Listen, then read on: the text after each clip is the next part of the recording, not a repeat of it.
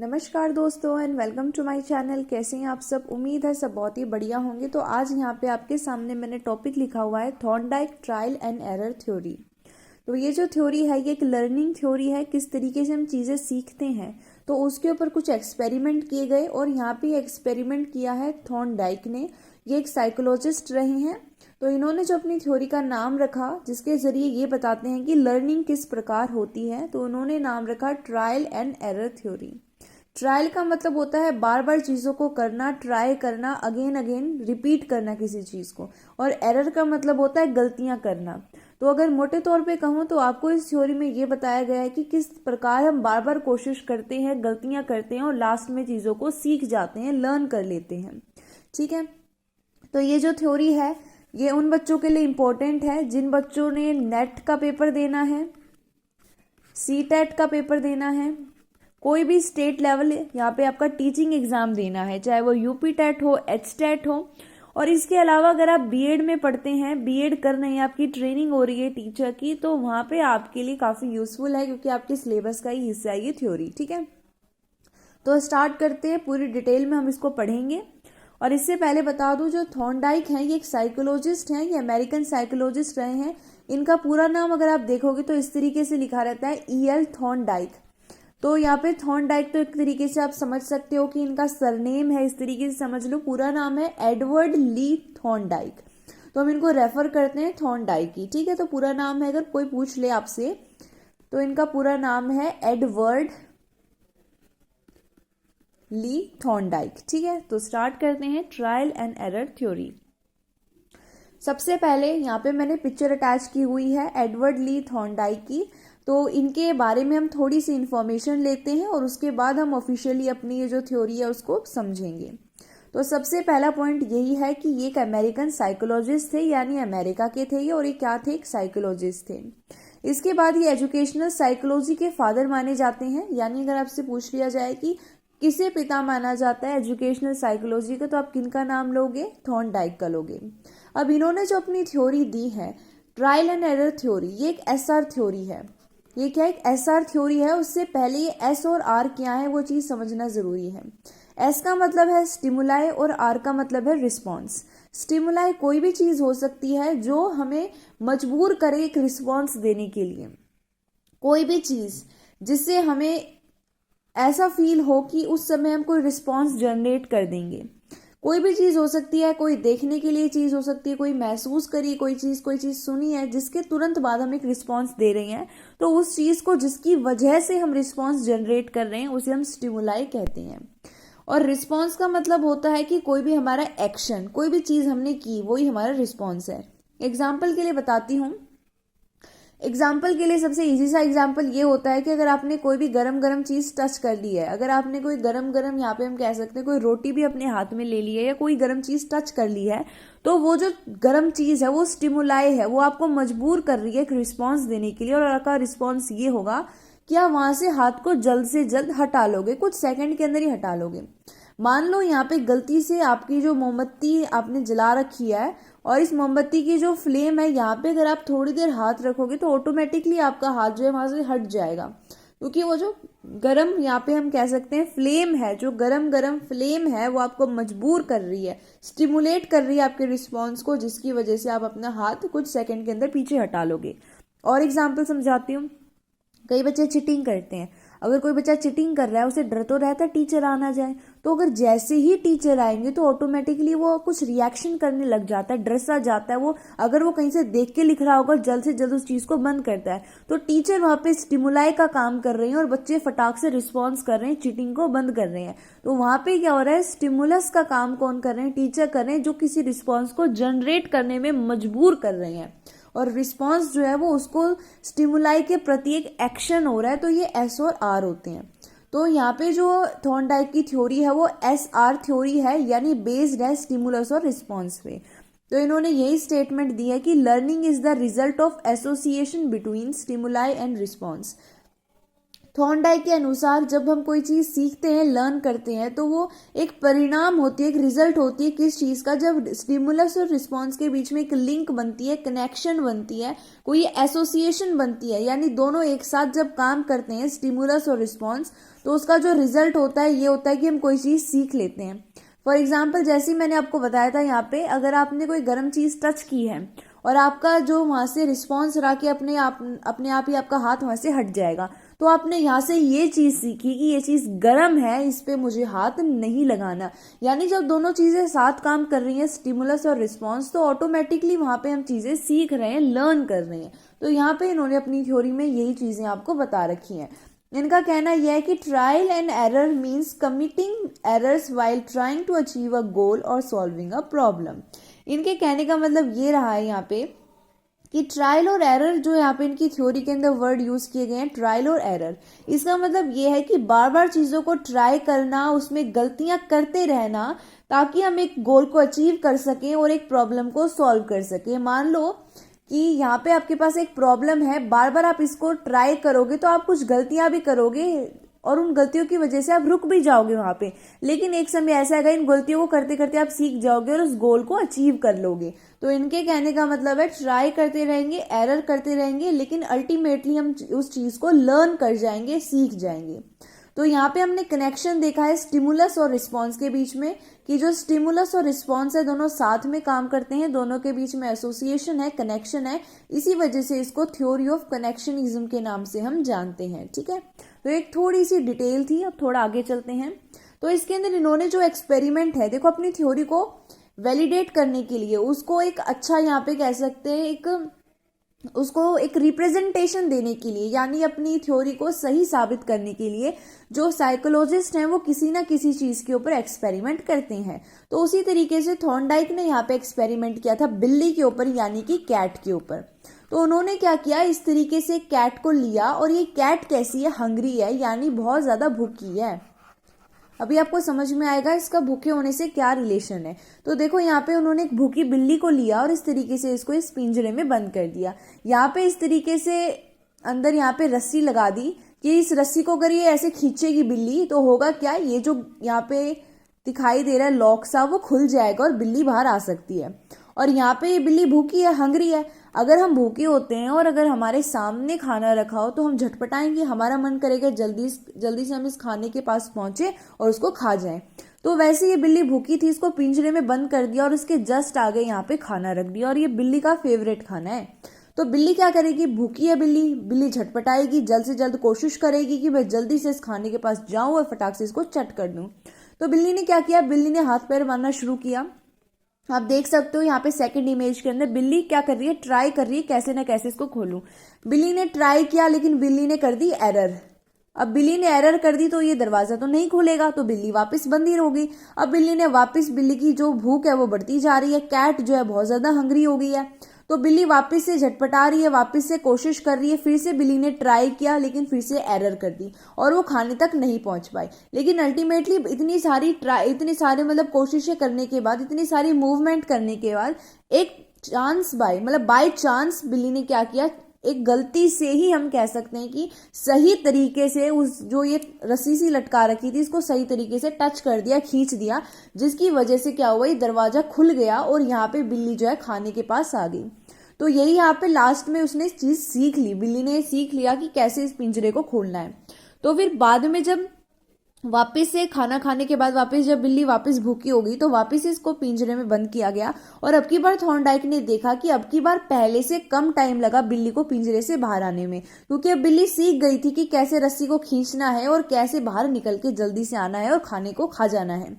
तो थॉर्नडाइक ने बार बार इसको रिपीट किया और ये देखा कि जितनी बार हम ट्राई करेंगे, जितनी बार हम एरर करेंगे, एक मिस्टेक कमिट करेंगे, लेकिन लास्ट में हम उस चीज को सीख जाएंगे, उसमें परफेक्ट हो जाएंगे बाय प्रैक्टिसिंग इट। ठीक है, तो बार बार उस चीज को करने से, उसकी प्रैक्टिस करने से हम उस चीज को बहुत ही अच्छे से सीख जाएंगे, उसमें परफेक्ट हो जाएंगे, जैसे ये बिल्ली हो गई थी पिंजरे को खोल के बाहर आने में। तो यहां से इन्होंने अपनी थ्योरी को वैलिडेट किया है, कहा है कि जैसा ये बिल्ली कर रही है वैसे ही हम इंसान करते हैं, चीज़ों को ट्राई करते हैं, एरर्स कमिट करते हैं और अल्टीमेटली चीज़ों को सीख जाते हैं।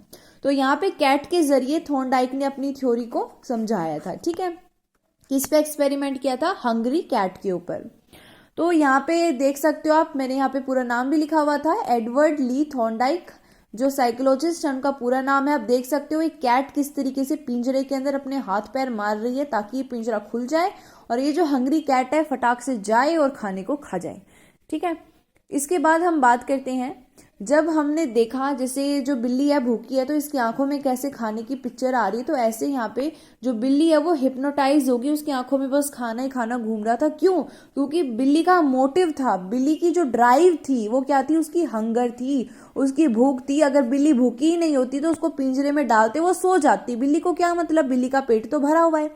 तो मोटिव होना चाहिए किसी भी चीज को करने का। ये जो थ्योरी है इसके कुछ स्टेजेस हैं, कुछ इसके फैक्टर्स हैं, जिन फैक्टर्स के जरिए ही ये थ्योरी काम करती है, जिसमें से पहला फैक्टर है मोटिव। यानी अगर आपके पास कोई ड्राइव ही नहीं है, कोई ऐसी चीज ही नहीं है जो आपको मजबूर कर रही है, कोई स्टिमुलस ही नहीं है जो आपको मजबूर कर रहा है रिस्पॉन्स करने के लिए, तो फिर वहां पे ये थ्योरी काम नहीं करेगी। जैसे बिल्ली के केस में स्टिमुलस एक मोटिव क्या था? हंगर, उसकी भूख थी।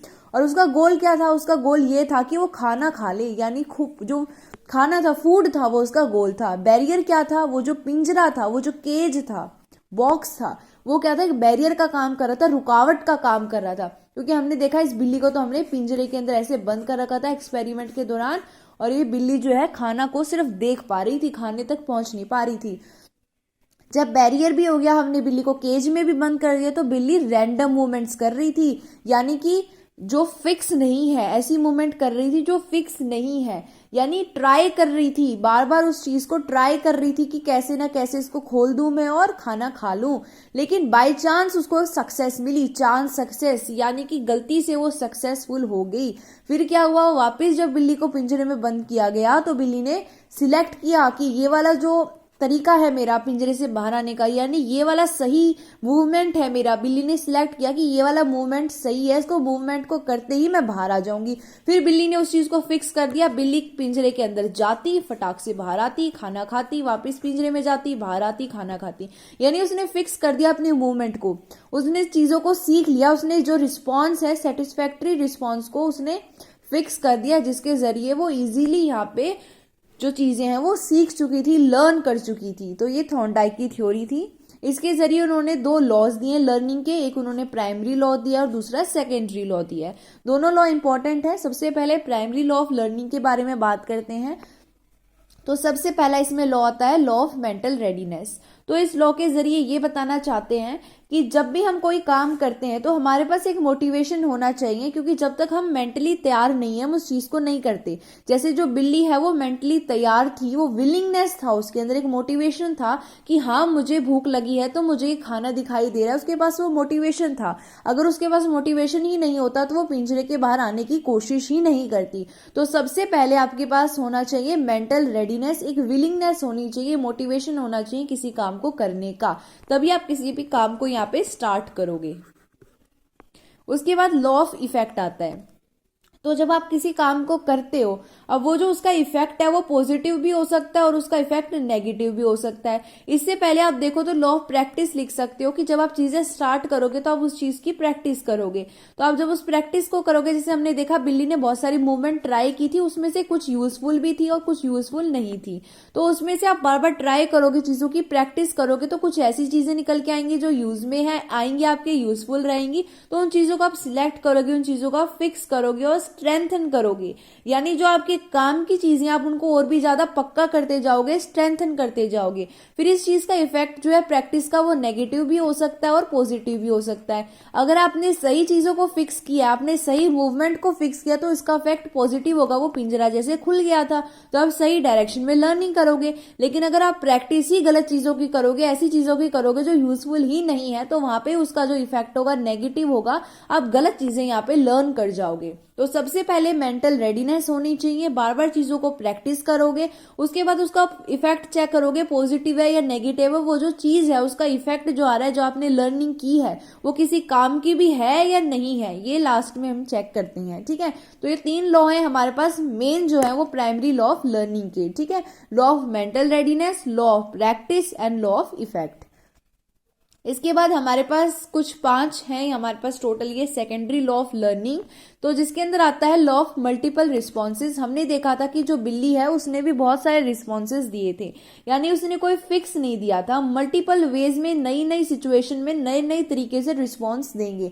यानी जब हम कोई चीज को सीखते हैं, शुरू में हमें वो चीज नहीं आती है, जैसे सिचुएशन बदलती है हम अपने तरीके बदलते हैं, अपने रिस्पॉन्सेज को बदल देते हैं। जैसे स्टिमुलस चेंज होगा वैसे रिस्पॉन्स चेंज होगा।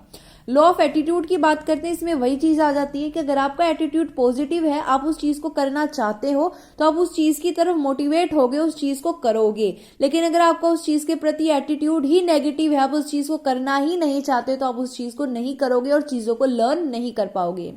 उसके बाद आता है लॉ ऑफ पार्शियल एक्टिविटी, यानी पार्शियल का मतलब होता है एक तरीके से आधी अधूरी आप कह सकते हो। तो इसमें क्या होता है, हम चीजों को कंप्लीटली नहीं सीखते, हम उसको आधा आधा करके सीखते हैं, यानी पार्ट्स में सीखते हैं।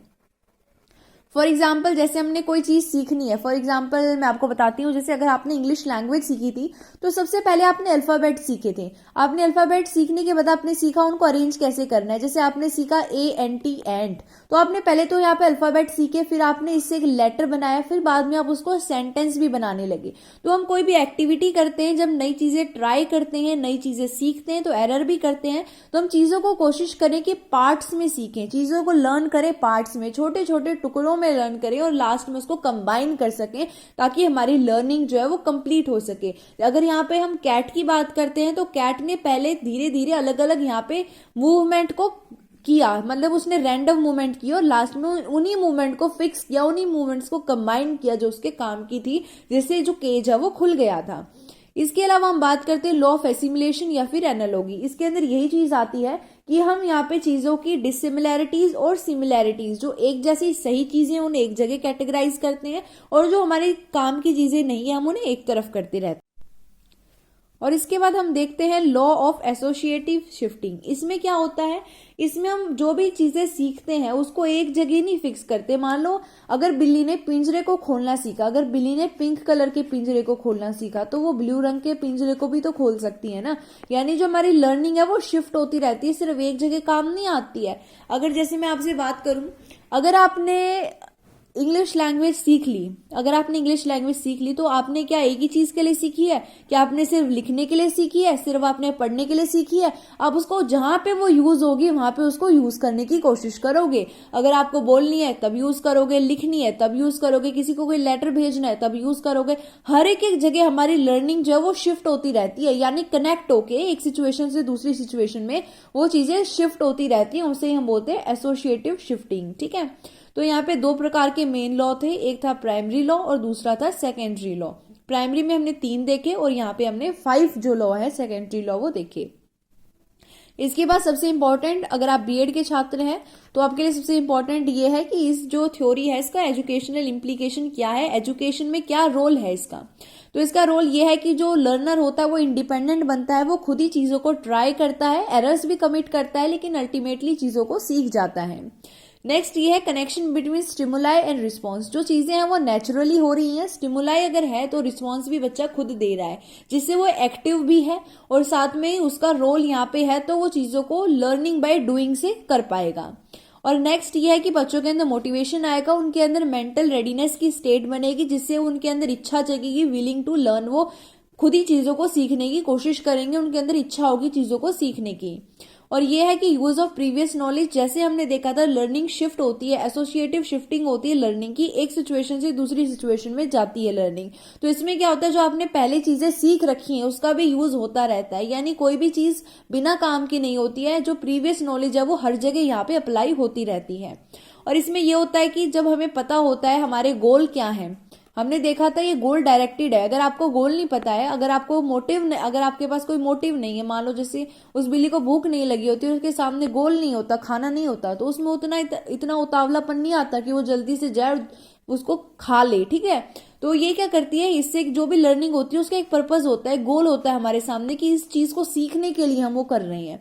जैसे बिल्ली क्या करी थी, पिंजरे को खोलने के लिए वहां पे हाथ पैर मार रही थी ताकि वो गोल को अचीव कर सके। ठीक है, जैसे बिल्ली का पर्पस था कि उस पिंजरे को खोल ले, और गोल डायरेक्टेड इसलिए क्योंकि उसका गोल था जो खाना था, पिंजरे के बाहर जो फूड रखा गया था वो उसका गोल था। वैसे ही हम यहाँ पे अलग अलग सिचुएशन को एक पर्पसफुल बनाते हैं, उसके अंदर क्या करते हैं, लर्निंग को मीनिंगफुल भी बनाते हैं, उसका एक पर्पस भी होता है, क्योंकि कोई ना कोई चीज हम सीखने के लिए करते हैं, और वो जो सीख रहे हैं हम चीज उसका कोई ना कोई गोल भी होता है, इसलिए गोल डायरेक्टेड भी है, पर्पसफुल भी है। ठीक है, तो यहाँ पे 5 हमने मेन जो है वो एजुकेशनल इंप्लीकेशन देखी है। इन्हीं पॉइंट से फर्दर आप सब पॉइंट्स भी क्रिएट कर सकते हैं। ठीक है, तो थैंक यू फॉर वॉचिंग। तो आज की वीडियो में मैंने आपको कंप्लीट यहाँ पे बताई है थॉर्नडाइक की trial and error theory. I hope आपको समझ में आई हो। अगर आपको वीडियो जो है यूजफुल लगी हो तो आप लाइक शेयर कमेंट सब्सक्राइब कर सकते हैं।